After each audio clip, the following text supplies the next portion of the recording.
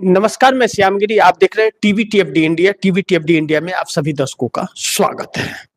चंद्रबाबू नायडू को भी मोदी ने फंसाया बुरी तरह से।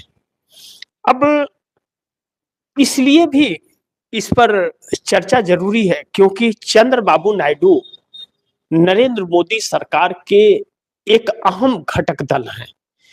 लेकिन चंद्रबाबू नायडू को एक साजिश के तहत मोदी ने फंसा दिया और ऐसे वक्त पर फंसाया है कि मोदी सरकार को इस वक्त चंद्रबाबू नायडू की सख्त जरूरत है और वह जरूरत मोदी को अब 9 मार्च को अपनी साख और सम्मान बचाने के लिए पड़ेगा। ऐसे में चंद्रबाबू नायडू अगर मोदी सरकार का साथ छोड़ दिए तो मोदी सरकार न घर की होगी और न ही मोदी सरकार घाट की होगी, क्योंकि चंद्रबाबू नायडू से बिल गेट्स का स्वागत करवा करके मोदी ने कहीं न कहीं चंद्रबाबू नायडू को चक्रव्यूह में फांसा है और अब इसकी चर्चा शुरू हो गई है क्योंकि बिल गेट्स एप्स्टीन फाइल में लिप्त व्यक्ति है और उसके चरित्र सबके सामने उजागर हो गए हैं। जब चरित्र उजागर हो गए हैं तो मोदी सरकार के लिए संकट खुद के सरकार पर उसमें लिप्त जो पाई जा रही है, कई लोग पाए जा रहे हैं और जिस तरह से सबूत देश के सामने आ रहे हैं, मोदी सरकार को बदनाम तो कर ही रहे हैं, इस देश की साख को भी गिरा रहे हैं।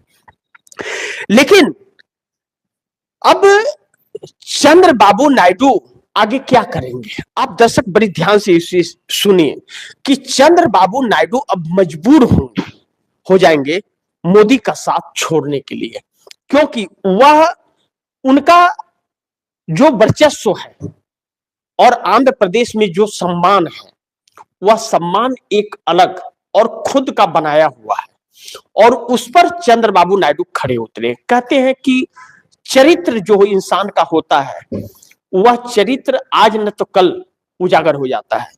चंद्रबाबू नायडू का ऐसे किसी भी चरित्रहीनता में आज तक नाम नहीं आया है और ना ही उनके पार्टी में किसी नेता का नाम आया है। यह खासियत चंद्रबाबू नायडू के अंदर है। नरेंद्र मोदी सरकार के अंदर, भारतीय जनता पार्टी के अंदर बड़े नेता से लेकर के छुटवैया तक उसमें लिप्त पाए जाते हैं। आए दिनों आप दर्शकों ने जितना भी देखा होगा कि महिलाओं के साथ अभद्रता, उसमें भारतीय जनता पार्टी की जरूर लिंक होता है और उसके नेता भी सड़कों पर दुष्कर्म करते हुए पकड़े गए हैं। अब जब एप्स्टीन फाइल के अंदर मोदी का भी नाम है और हरदीप सिंह पुरी पेट्रोल मंत्री का तो और भी बढ़ चढ़ करके नाम, 62 मुलाकातें एप्स्टीन के साथ हुई है। सोचिए, जो डिजिटल इंडिया भारत में आना था, आने के 8 महीना पहले एप्स्टीन को से चर्चा उस पर चल रही थी। कैसे पता चला? यह सारी एक साजिश के तहत, यानी कि नरेंद्र मोदी को इस वक्त ब्लैकमेल किया जा रहा है इन्हीं सब चरित्रों की वजह से। कहा यह जा रहा है कि नरेंद्र मोदी के भी बहुत से कारनामे हैं, यह सारी फील्डिंग उन्हीं के लिए सजाई गई थी। मैं नहीं जानता क्योंकि मोदी का नाम तो है ईमेल में और जिक्र भी है, और जिस तरह से हरदीप सिंह पुरी या अनिल अंबानी ने जिक्र किया है एप्स्टीन से, उससे लगता है कि मोदी भी उसमें शामिल है और नाम भी कई बार आया हुआ है। ऐसे में एप्स्टीन फाइल का अभी और बहुत सारे खुलासे आने हैं। अभी तो 2% ही रिलीज हुआ है, अभी तो लाखों की संख्या में तस्वीरें हैं। इस बात को लेकर के सरकार फंसी हुई है। लेकिन दूसरी तरफ, जैसा मैंने कहा कि मोदी ने चंद्रबाबू नायडू को फंसा दिया है बुरी तरह से और चंद्रबाबू नायडू साथ छोड़ने के लिए मोदी का मजबूर हो जाएंगे। इन बातों को बड़ी ध्यान से समझिए। इंडिया गठबंधन की तरफ से राहुल गांधी जिस तरह से कमान संभाले हुए और कांग्रेस लगातार प्रेस कॉन्फ्रेंस करके इस सरकार के काले चिट्ठी को खोल रही है, यह सरकार और भी फंसती जा रही है उस पर बयानबाजी करके। दूसरी चीज, हरदीप सिंह पुरी ने प्रेस कॉन्फ्रेंस करके यह कहा कि मैं अपने जीवन में 3-4 बार उससे मिला हुआ हूं एप्स्टीन से, जबकि कांग्रेस ने 62 टाइम्स की मुलाकातों की लिस्ट फेरिस्ट ला करके खड़ी कर दी, डेट वाइज। अब उस पर भी सरकार फंस गई। 9 मार्च को अविश्वास प्रस्ताव पर चर्चा और वोटिंग होना है। वोटिंग के लिए 272 बहुमत का आंकड़ा मोदी सरकार को चाहिए स्पीकर ओम बिरला को बचाने के लिए।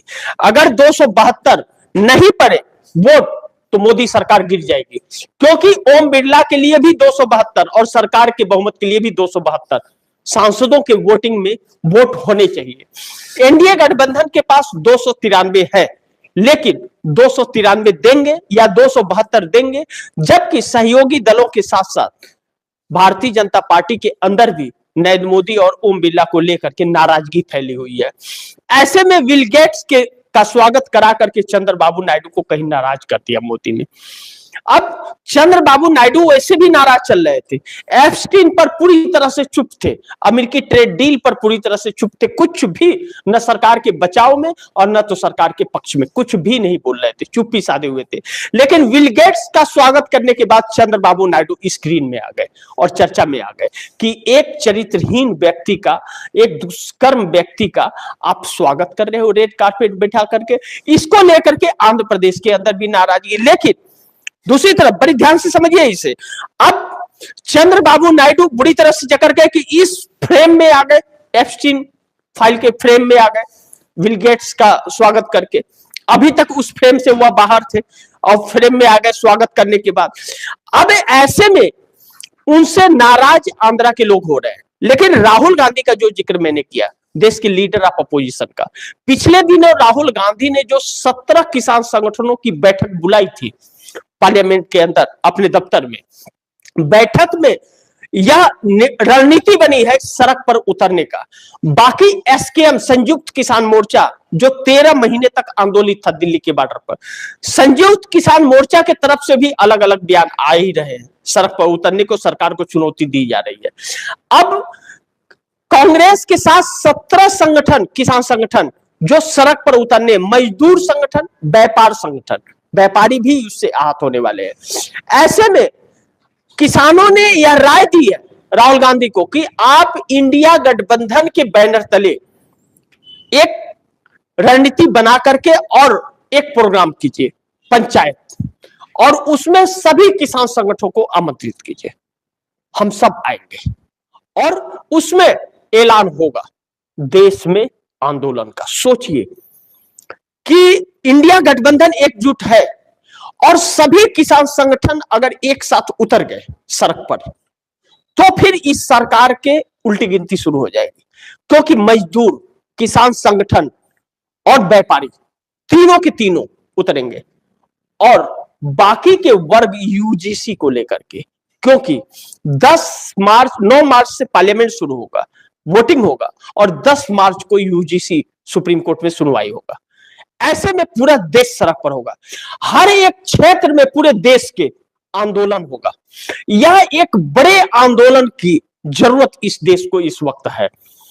अब इंडिया गठबंधन एकजुट है, सभी की बैठक हो रही है और इस पर चर्चा भी हो रही है, इसकी रणनीति भी बन चुकी है एक बड़े आंदोलन के लिए। अमेरिकी ट्रेड डील का पूरा फ्रेम तैयार है, आखिरी हस्ताक्षर होना बाकी है। अगर हस्ताक्षर हो गया तो $500 बिलियन यानी कि 45,30,000 करोड़ का व्यापार अमेरिका से होगा। अमेरिका का सामान हमारे देश में आने के बाद और 0% टैरिफ, और हमारे देश के किसानों का सामान 18% टैक्स पर जाएगा। तो सोचिए कितना तबाही मचेगी।